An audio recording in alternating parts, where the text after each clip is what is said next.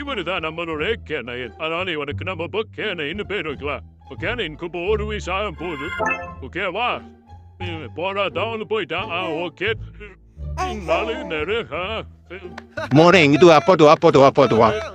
அம்மா கிட்ட வரும் சரி இருக்குண்ணா. ஆரம்பா பாக்கிட்ட போலாம். ஓகேவா? What wish? Ada பாத்தி வசிட்டாங்க வரடி முன்னாடி போலாம். சரி. ஓகே. வாமா வாங்க. அந்த கணத்தை இப்பதான் கரெக்டா வந்துட்டோம் கைஸ். அடுத்து உங்களுக்கு 3 வயசு கிராம தலைவர் வந்து கேனை நடந்து